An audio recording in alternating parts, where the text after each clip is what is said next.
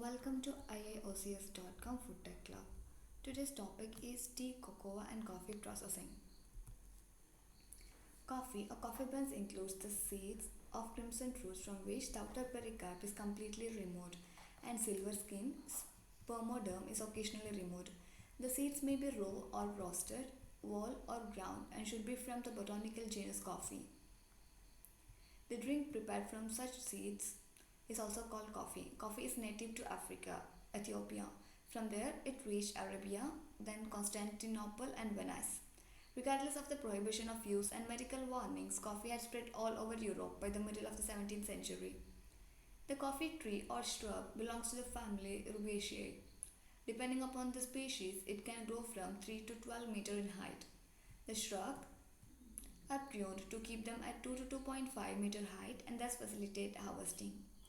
The evergreen shrubs have leathery short stemmed leaves and white jasmine like fragrant flowers from which the stone fruit cherry like berries develop with a diameter of about 1.5 centimeter.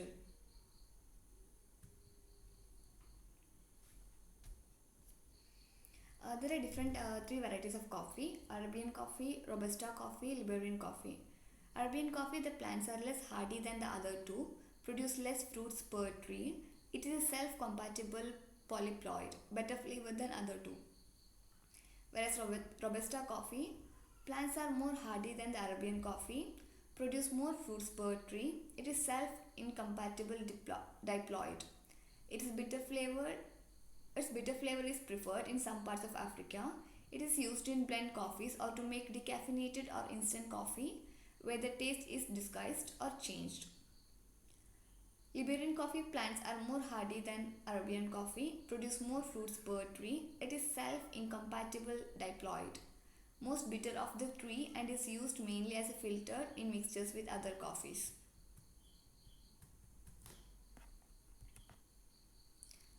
Coffee berries are processed by any of the following methods, that is dry method or wet method. In dry method is an older method of processing coffee and is practiced in Africa and Near East and also in other coffee producing countries where water is scarce. Gathered fruits, also called berries, along with twigs and other extraneous material are spread out in thin layers in the open sun or in hot air dryers for 15 to 25 days. Fruits are turned over to permit uniform and thorough drying. Thereafter, they are put in bags and stored in warehouses. Wet method, fruits are pulped as soon as possible after picking and not longer than 24 hours or they begin to ferment. This method includes many steps.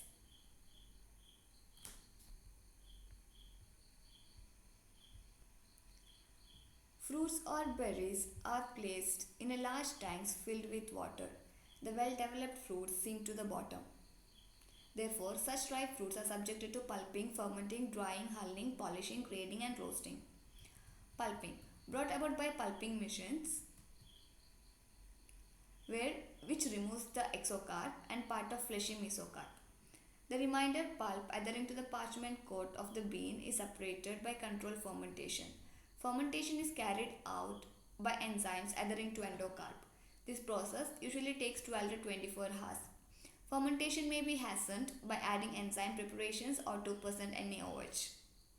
Drying, depulped fruits are dried to a moisture content of about 12%, either by exposing to sun or by hot air dryers.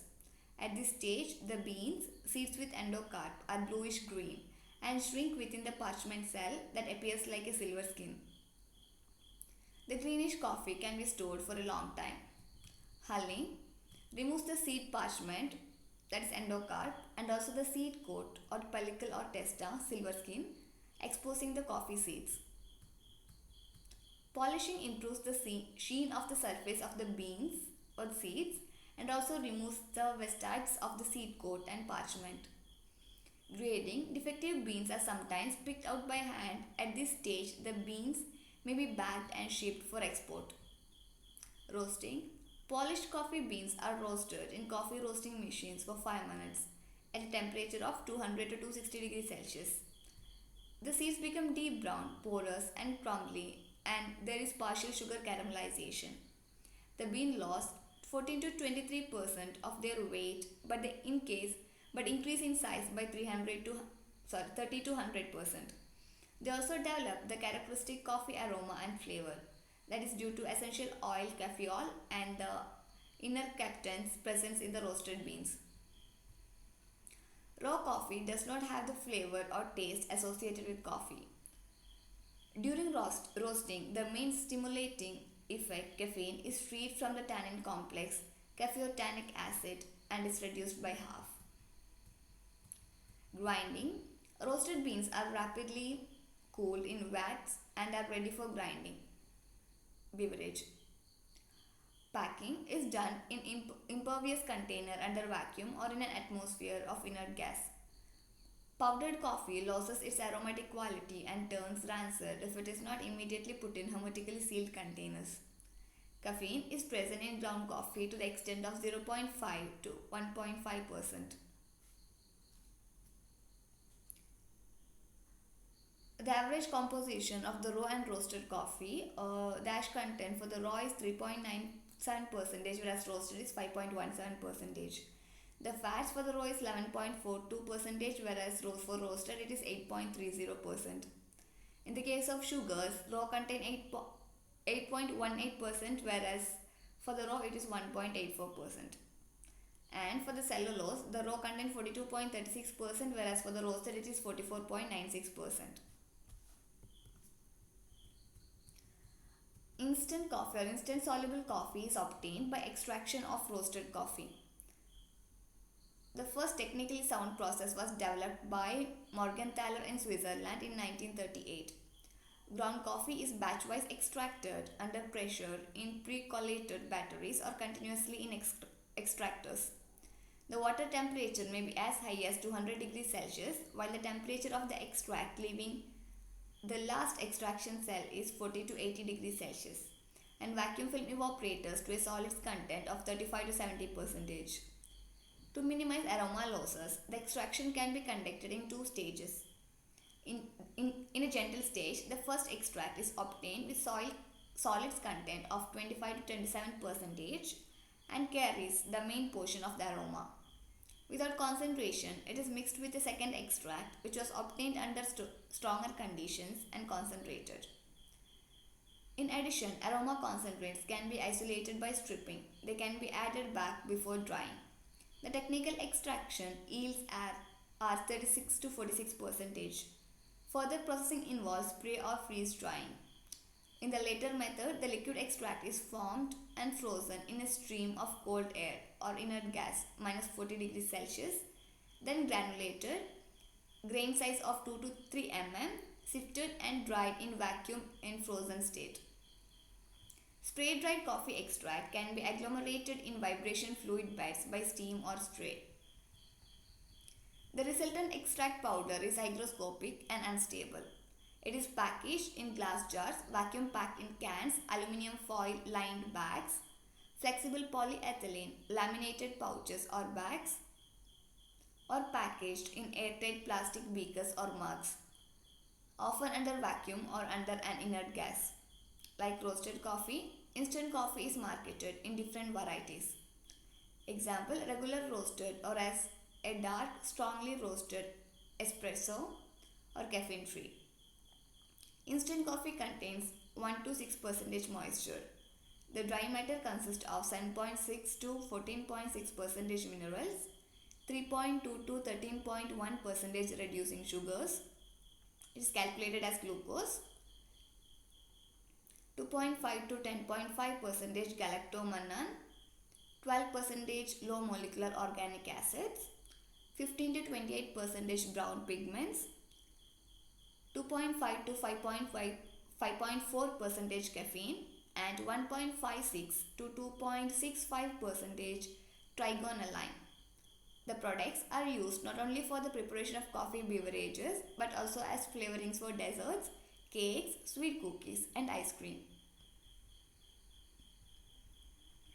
In decaffeinated coffee, the physiological effects of caffeine are not beneficial nor are they tolerated by everyone. Hence, many processes have been developed to remove caffeine to make it less than 0.1% from coffee. The following steps are normally used. That is swelling of the raw coffee with water or steam at 22 to 100 degrees Celsius up to a water content of 30 to 40%.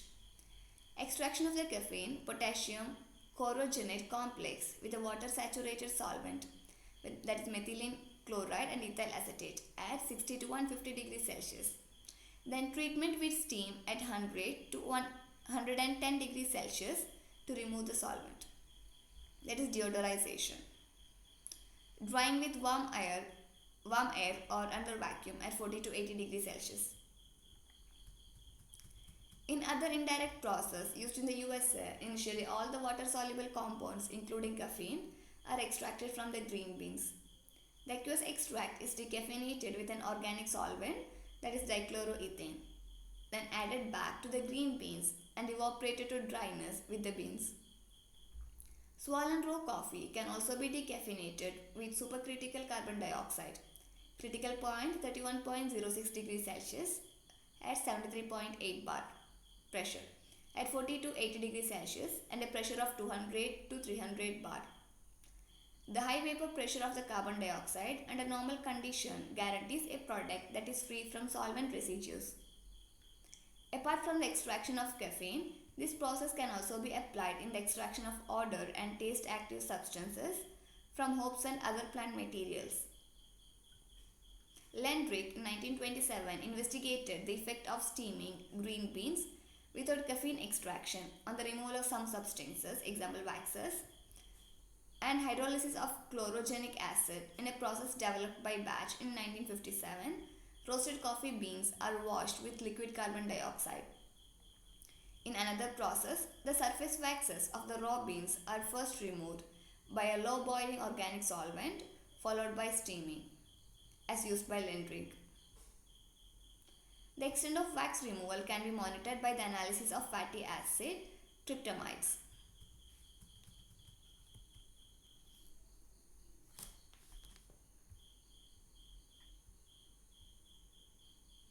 Tea or tea blends are considered to be young, tender shoot of tea shrubs consisting of young leaves and the bud, processed in a way traditional to the country of origin.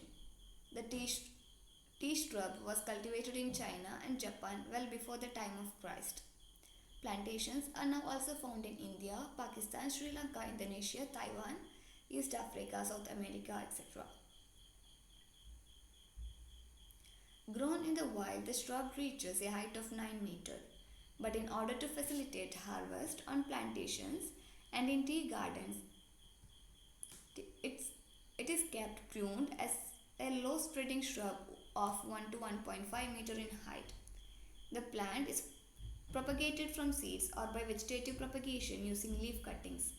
It thrives in tropical and subtropical climates with high humidity. The first harvest is obtained after 4 to 5 years. The shrubs can be used for 60 to 70 years. The harvesting season depends upon the region and climate and lasts for 8 to 9 months per year. Our leaves can be plucked at intervals of 6 to 9 days all year round. The younger the plucked leaves, the better the tea quality. The white haired bud and the two adjacent youngest leaves, the famous two leaves and the bud formula, are plucked. But plucking of longer shoots containing 3 or even 4 to 6 leaves is not uncommon. Further processing of the leaves provides black or green tea. The evergreen tea shrub, Camellia sinensis varieties, Chinese and Assam varieties, are the more important and widely cultivated. Assam tea is a quick growing tree, single stemmed, 6.1 to 18.3 meter in height, have large leaves of 15 to 30 centimeter long, held horizontally or pointing slightly downwards, pale green with glossy and bullet upper surface. Flowers borne in clusters of 2 to 4. Crop yield is more, economic life up to 40 years, richer in caffeine and polyphenolic compounds. Whereas China tea, it is slow growing, bushes, multi-stemmed, 1.2 to 2.7 meter in height. Leaves are small with 4 to 7 centimeter long, narrow, dark greenish with a dull flat surface. It flowers born singly. Crop yield is less. Economic life of at least 100 years. The type of processing of the leaves depends on the final type of tea desired. Commercially, tea is of three basic types: black tea, green tea, or oolong tea. The oolong tea is made from a particular variety of tea. The basic processing steps are as plucking, withering, grinding, fermentation and oxidation, drying and screening. Plucking: the tea leaves, top two leaves and the bud leaf are first plucked from the end of branchlets. They are then brought to the tea factory where they undergo the following processes. That is, first is withering. The plucked leaves are placed on a withering rack for drying. The first stage of withering may take 10 to 20 hours under the shade so as to reduce the internal moisture of leaf. This makes the leaf ready for the next step, that is grinding. For grinding, the machines crush the leaves so that the enzymes inside the cells are exposed and then come in contact with the oxygen from the air. Fermentation and oxidation. The leaves are then spread on a thin platform and allowed to ferment for 2 to 6 hours. During this process, the color of leaf becomes green to reddish brown. After this phase, the tea leaves are kept for drying. Drying: when fermentation is completed to the desired degree, then tea is dried for 30 minutes to several hours in a chamber of hot air. The drying operations is exceptionally important as it seals in all the flavors. This creates a difference between mediocre tea and a superb tea. Next is screening. After drying, tea is cleaned and sorted into various grades. Black tea: 4/5 of the world's tea is processed into black tea. It is fermented. This causes alteration of various chemical constituents of the leaf. It involves 6 main operations: withering, rolling, fermentation, drying or firing, cleaning process, grading. This is also known as orthodox method of tea processing. Withering is done in open sheds or in special sheds equipped with controlled heating and ventilating facilities. The leaves are spread thinly over withering racks, arranged one above the other horizontally, and allowed to remain there for 12 to 18 hours at 30 degrees Celsius to let them lose the excessive moisture. The moisture content is reduced to 50 to 60% from 75 to 80%. Sometimes heated air is forced over these racks if the atmosphere around is humid. The leaf slowly and evenly becomes soft and flaccid like soft leather and is ready for rolling. Rolling imparts the characteristic twist to the leaf, breaks the leaf cells, exposes the juices to the air for fermentation to set in. After half an hour of rolling, the leaf is removed in aluminium trolleys to have a sifter and a ball breaker. This machine consists of a long and flat metal sheet with perforation fixed on a frame which makes reciprocating motion. As a result, the broken leaves and fine particles fall below, and the rest is taken out after sieving to be rolled for the second time with increased pressure. The leaf, which is still green and quite flaccid, is removed to the fermenting room. Fermentation: the temperature 24 to 27 degrees Celsius and relative humidity of 90% are controlled in the fermentation house. The rolled leaves are spread on tiles of aluminium or even glass sheets for oxidation. During fermentation, the tannin polyphenols in tea are partly oxidized and the leaves changes color and turn bright coppery red. As a general rule, the shorter the fermentation, the more pungent would be the liquor obtained, and the longer the fermentation, the softer the liquor and deeper the color. Drying or firing is done to arrest further oxidation of the leaf and to reduce moisture content to 3 to 5%. Careful regulation of temperature is essential as excessive heat will scorch the leaves while lack of it will result in complete drying. A current of hot air 90 to 100 degrees Celsius is passed for 20 to 25 minutes in specially constructed ovens. Cleaning process. Tea is now cleaned and sorted with the help of rotating or vibrating screens. Grading. There are essentially three grades for Indian tea: leaf, broken, waste left, and dust, smallest particles, excluding tuft and stalk, which after sorting and grading is called fluff. It contains 3.5% caffeine and can be used for the extraction of caffeine. After grading, tea is packed in tea chests lined with tin or aluminium foil and paper. It is produced mainly in India and Sri Lanka. Green tea. About 1 by 5 of the tea drunk worldwide is the green tea. It is unfermented. It involves three main operations: heating or steaming, rolling, and drying. The leaves are generally plucked without stalk and are heated in an iron pan, that is, pan fired as in China or steamed as in Japan, instead of natural withering. Steaming makes the leaves pliable for rolling and protect the leaves against fermentation and blackening. This process inactivates the enzyme polyphenol oxidase and thus prevents the oxidation of polyphenols. The leaf is rolled and dried more or less in a similar way to black tea. Fermentation between rolling and drying is eliminated. No oxidation of polyphenols is allowed. Drying retains the greenish color of the leaf due to the absence of fermentation. Tea obtained by iron pan firing is of better quality. Polishing is done with soap stones or French chalk to improve color. The tannin and caffeine content in green tea is higher than in black tea. Most teas made in China and Japan are of this type. A small quantity of green tea is also manufactured in North India, but mainly for sale in Afghanistan, Iran, and in America. Oolong tea. 2% of the tea drunk is oolong tea.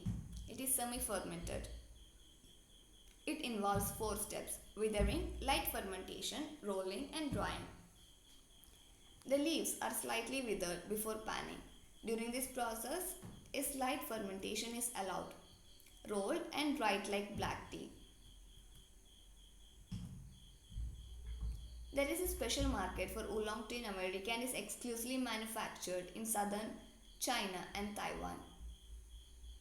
Freshly plucked tea leaves contain 75 to 80% water, dry weight percentage, polyphenols 25 to 28%, protein 20%, caffeine 2.5 to 4.5%, crude fiber 27%, carbohydrate 4%, pectin 6%, sugar 12 kinds, and organic compound 6 types. Grades of tea. The numerous grades of tea found in the trade are defined by origin, climate, age, processing method, and leaf trade. They can be classified somewhat arbitrarily. According to the leaf grade, tea with full intact leaves such as flowery orange peke and orange peke made from leaf buds, and the two youngest hairy silver leaves with yellowish tips, peke, the third leaf, peke souchong, with the chorused leaves 4 to 6 on the young twig. Broken tea with broken or cut leaves similar to the above grades, and which the fine broken or cut teas with the outermost golden leaf tips are distinguished from coarse broken leaves. Broken cut tea, loose tea, is the preferred product in world trade since it provides a finer aroma, which, because of increased surface area, produces larger amounts of the beverage. Fannings and the fluff from broken cut leaves freed from stalks or stems are used preferentially for manufacturing of tea bags. Brick tea is made of tea dust by sifting, steaming, and pressing the dust in the presence of a binder into a stiff, compact tea brick. With regard to the origin, teas of especially high quality are those from the Himalayan region, Darjeeling, and from the highlands of Sri Lanka. All over the world, there is blending of teas, example Chinese, Russian, East Frisian blends, household blends. To adjust the quality and flavor of the brewed tea to suit customer taste, acceptance, or trends, and to accommodate regional cultural practices for tea water ratios. Like coffee, tea extracts are dried and marketed in the form of soluble powder, often called instant tea.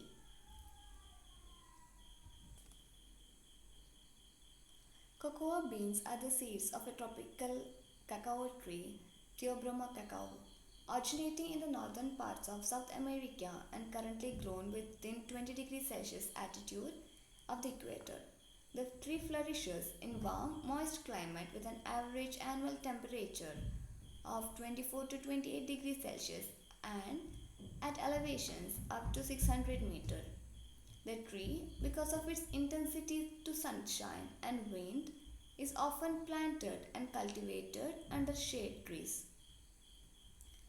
From commercial point of view, two varieties of Theobroma cacao are important: Criolla and Forastero.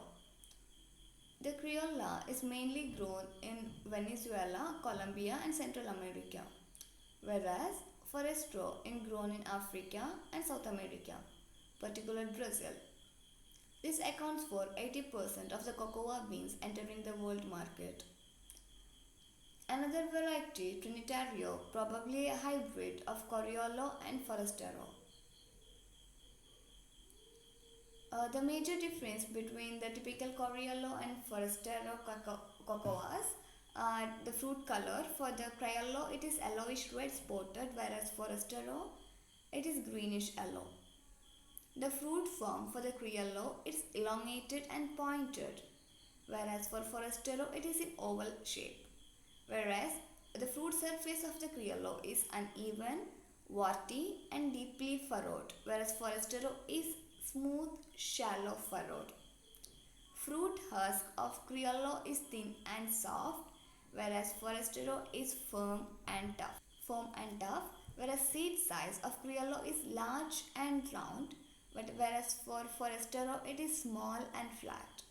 And number of seeds in a Criollo fruit is 20 to 40, whereas Forastero is 30 to 60.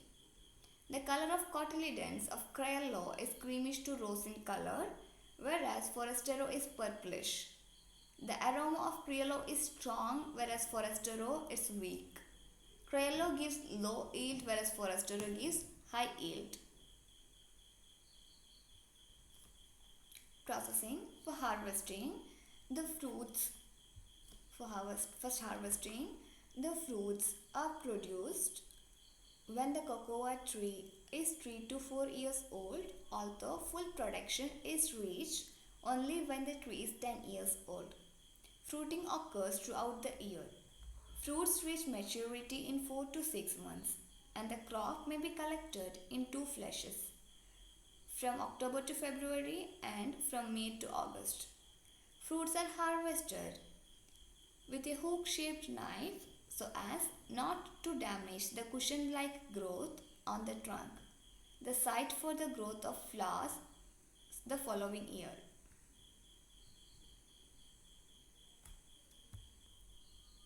Fermentation. The fruits are slit open, the seeds and the pulp are scooped out and fermented. In small plantations and West Africa, cocoa is fermented in heaps or in medium sized baskets, usually covered with banana leaves to retain the heat. Depending upon the climatic conditions, the seeds are left for 7 or 8 days. They must be turned upside down to allow good aeration and to prevent the temperature from rising too high. During microbial fermentation, the sugar in the pulp is converted to alcohol by the activity of the yeast Saccharomyces species, and finally to acetic acid by Acetobacter species. Seeds are killed by the penetration of alcohol and acetic acid and become brownish. The cotyledons shrink from the seed coat and separate. The characteristic aroma too develops at this stage, and is due to the presence of an essential oil cacoal.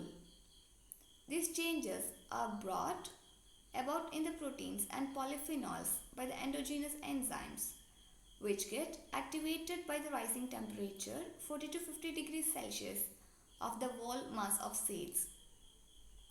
In large estate, the fermentation is done in specially built perforated wooden or concrete sweating boxes or fermentation bins measuring 90 into 90 centimeter or 120 into 90 into 90 centimeter. The depth is not to be more than 90 centimeter. The sweating boxes are built stepwise. These are put on a raised platform to facilitate aeration. At the Cocoa Research Institute (CKI) in Ghana, fermentation is done in trays of 120 into 90 into 7.5 centimeter with slotted bottoms made from palm frond midribs. 10 or more trays can be stacked on top of each other, and the last one is covered with banana leaves. In 4 days time fermentation is complete. Drying. After fermentation, the seeds are washed and spread on trays for drying in the sun or artificial dryers. The seeds are agitated for uniform drying. The moisture content is reduced to 6%. Polishing or cleaning. The seeds are polished either by machine or by trampling the wet seeds with bare feet, a practice known in Trinidad as dancing the cocoa. After the removal of the contaminants such as twigs, stone, and dust, the seeds are graded and can be exported. Roasting. After cleaning, the beans are roasted in iron drums at 125 to 140 degrees Celsius.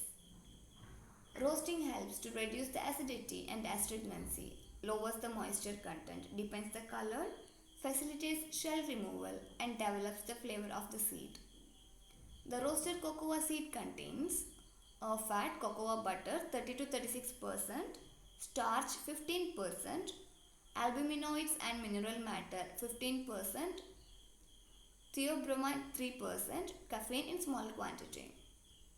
During roasting, some of the theobromine from the cotyledons passes into the shell, and because of this, the extraction of theobromine from the seed residues has become an important. Drilting and winnowing or fanning. The seeds are machine cracked and heavier cotyledons, also called nibs, are separated from the shell by winnowing. The nibs are ground into an oily paste termed bitter chocolate or chocolate liquor or cocoa mass. In the manufacture of cocoa powder, 2/3 of the fat from the cocoa mass is removed by hydraulic pressing, and the remaining mass, cocoa butter, is pulverized. Cocoa butter is a very stable fat with a storage life of 2 to 5 years. An alkali treatment is often used to reduce the acidity by neutralizing many organic acids to develop the flavor to darken the color. This is also known as ductling, as this method was developed in Holland.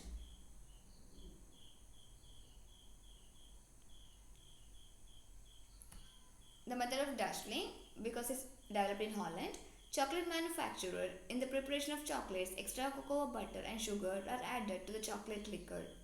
The whole mass is repulverized, flavored, and then cast in small sized bars or bricks. In the manufacture of milk chocolate, the chocolate liquor contains more whole milk solids. Goodbye for today. Continue your studies with IAOCS.com Food Tech Club. For any queries, contact the number on the screen.